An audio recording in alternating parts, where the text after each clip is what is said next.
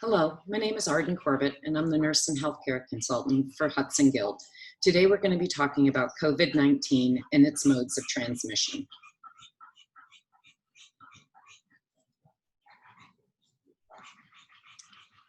COVID-19 is primarily transmitted through respiratory secretions or droplet particles. Droplet particles are 5 to 10 micrometers in diameter, and they're referred to as respiratory droplets. Droplet particles that are 5 micrometer in diameter are referred to as droplet nuclei. COVID-19 virus is mainly transmitted between people through direct inhalation of respiratory droplets of an infected person. Transmission can also happen with direct contact with an infected person or indirect contact with common surface or objects. Airborne transmission has not been reported. Respiratory droplets. So droplet transmission occurs when a person is in close contact, that's within 6 feet of someone who is infected and does not have symptoms or has respiratory symptoms, that would be coughing or sneezing, and is therefore at risk of having his or her mucosa, that's your mouth or your nose, or your conjunctiva, that's your eyeball, exposed to the potentially infected respiratory droplets of the person coughing or sneezing.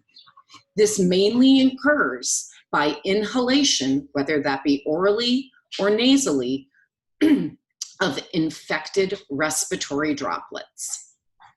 Contact surfaces.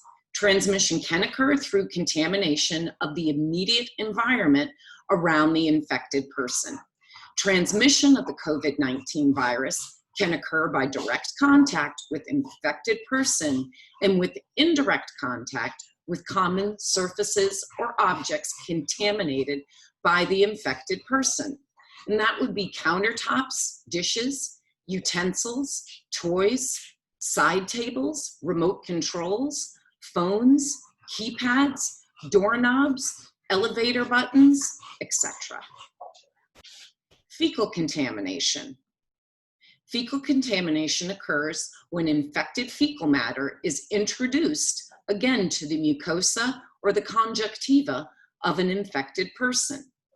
Virus in the stool may be evident on presentation and last throughout the course of the illness upon resolution and for up to 12 days after the respiratory virus evidence is gone. Approximately 1/4 of persons infected with COVID-19 remained positive in their stool for evidence of the virus, though not necessarily infection, after showing negative in respiratory samples and being discharged from the hospital.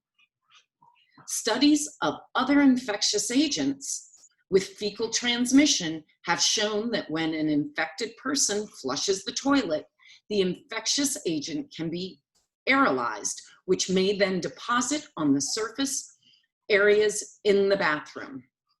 This becomes a concern for those infected with COVID-19 who are isolated or are discharged at home in which a bathroom is shared with others. Additionally, this is of increased concern for daycare providers such as yourself, as they perform diaper changing and provide toileting assistance.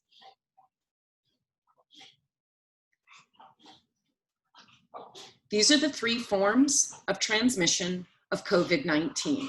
I want to stress that this virus is primarily transmitted through respiratory droplets that are directly inhaled from that infected person.